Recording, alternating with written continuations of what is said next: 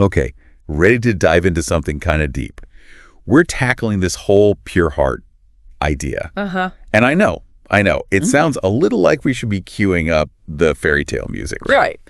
But trust me on this. This goes way beyond the surface. Yeah. The text we're looking at. It takes this pure heart thing and gets seriously intriguing. It's like about unlocking some hidden potential or something. Oh, absolutely. And it's not about, being perfect or anything like that. Right. It dives right into it, actually, saying, like, one single gift is the most important. Okay. A pure heart. Even calls it, get this, the source of all the treasures of grace. All the treasures of grace. Whoa, that's a bold claim right out of the gate. Makes you wonder what they're getting at, right? Right. So, like, how does this text even define a pure heart? What's the deal here? See, that's what I find so fascinating about this. Yeah. It's not about, being morally perfect, like checking off boxes of good deeds. Right. It's more about aligning yourself, your core being even, aligning it with something bigger. Okay. Almost like, imagine cultivating this really deep sense of purpose, unshakable inner compass, that kind of thing. Oh, okay. I like where this is going. So it's less about like outward actions and more about an internal shift, like finding that alignment you're talking about. Exactly. But hold on, because it gets like even more interesting. Yeah. The text goes on about how a pure heart sees God as he is in himself. Yeah. In all things. Yeah.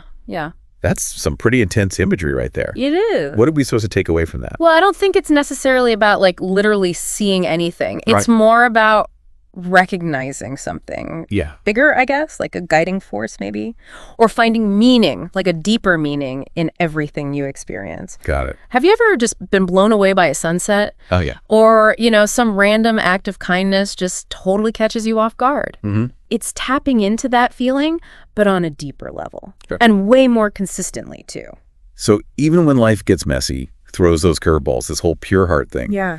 it's about seeing the bigger picture, finding the meaning, even in those moments. Exactly. And that's where this whole surrender and trust thing comes in, which the text gets a little paradoxical here, honestly. Oh, how so? Well, it says you don't need to overthink every little thing because, and I quote, he thinks for you. Hold on, are we saying to just give up control entirely?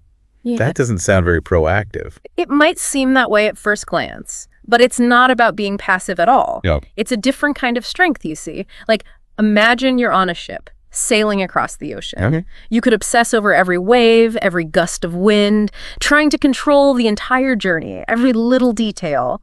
Or you could trust that the ship is sound, the crew knows their stuff, and you'll get where you're going. Exactly. And that actually ties in perfectly with what the text says next. Oh, how so? Well, it uses this metaphor, see?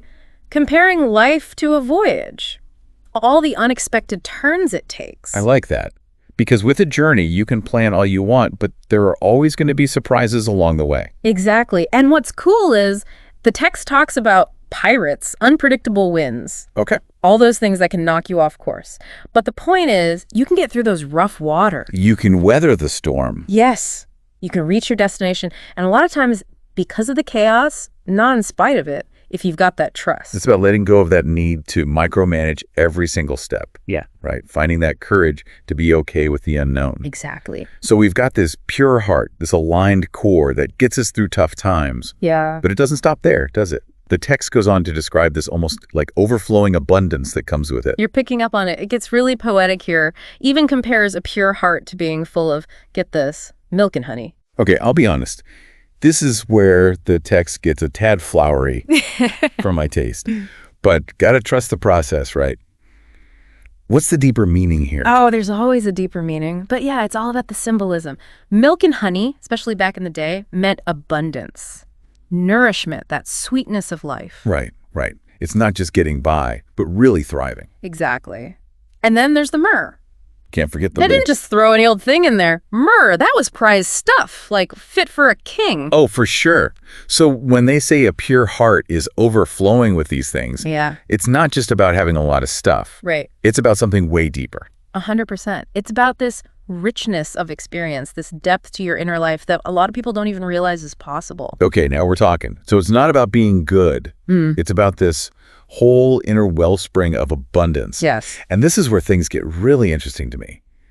If a pure heart is the key to all that, How do we actually get one? How do we cultivate it? That, my friend, is the million-dollar question. And luckily, the text does offer some clues. So we're not just talking about stumbling upon a pure heart, right? It's something we actively cultivate. Exactly. It's a process, a journey, you could say. A journey. Okay. I like that. And the text even uses that metaphor. It talks about going down into these, get this, deep pools and dens of lions. Dens of lions. Okay, now that sounds a little intense. Right. Are we supposed to take that literally? Like, are there really lions involved in this whole pure heart thing? Well, probably not literally, although that would make for a much more interesting deep dive, wouldn't it? Just a bit. But I think the point is, it's about facing those things that scare us. You know, those shadows we tend to avoid. Oh, I see. So it's more about the inner work, facing those difficult emotions, those challenges head on. Exactly. And by going through those trials, we come out stronger on the other side. Or at least that's what the text says. Unscathed, even. That's the word they use. Yeah, unscathed. Like we build up this resilience, this ability to handle whatever life throws our way. Kind of like leveling up in a video game. You face those boss battles, you come out stronger, ready for the next challenge. Love that analogy. And speaking of leveling up, the text goes even further, talks about reaching this place of light and understanding, where the spouse takes the midday rest in the open air and where he reveals the secrets of his love to faithful souls. Okay, now we're getting into some pretty mystical territory. It's interesting how the text goes from those like concrete images, dens, lions, to these more abstract descriptions. Right. It's like it's trying to capture the whole spectrum of this transformative journey, which I guess makes sense because it's not always easy to put into words. But the destination, it seems, is this place of profound peace, understanding, connection even. Where those divine secrets are revealed. But what are those secrets exactly? What kind of knowledge are we talking about here? That is the million-dollar question, isn't it? The text keeps it kind of mysterious, but it seems to be talking about a deep, intuitive knowing. Okay. Like really understanding how everything connects, seeing the world, seeing yourself with more clarity, more compassion. So it's about recognizing that spark, that divine spark in everyone and everything. Exactly. And that kind of awareness, that can be incredibly powerful. It can change your priorities, how you connect with others. Give your life more meaning. Exactly. It's like you're given a new lens to view the world. And suddenly everything is more vibrant. Yes. And with that new perspective, you get this sense of freedom, of joy even.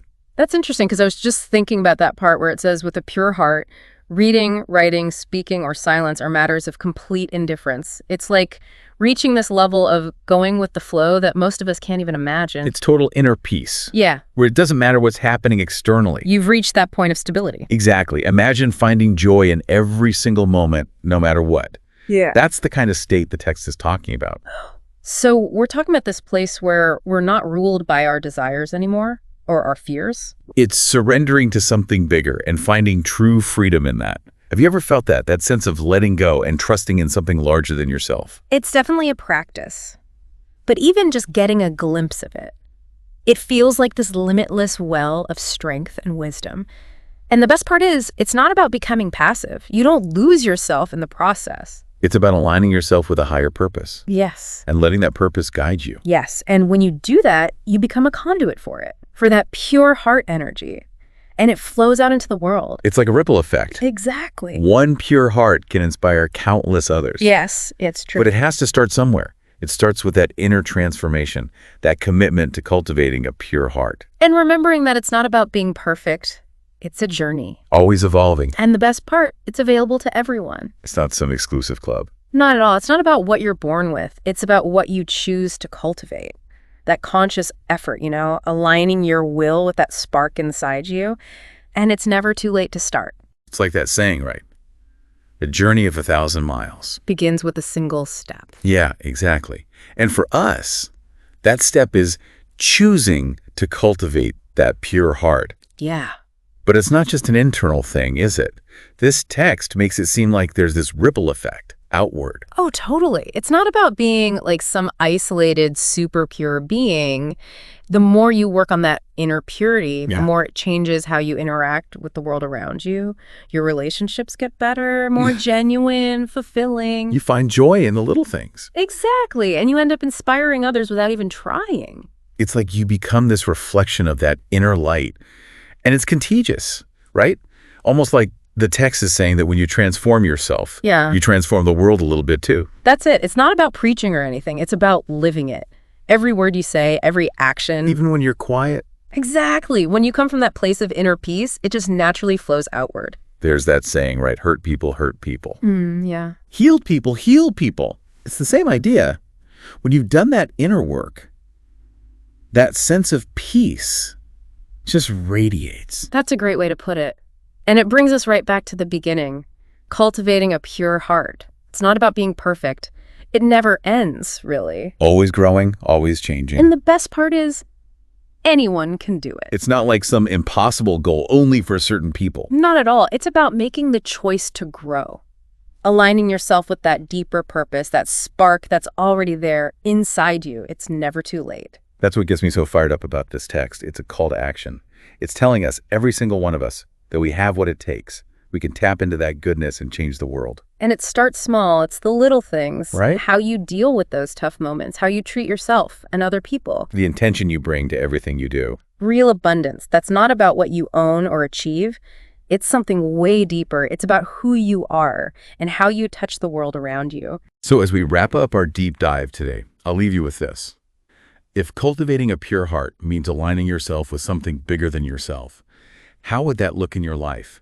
Your relationships, your work, even just your overall sense of purpose? Think about it. Thanks for joining us on this wild ride, exploring the power of a pure heart.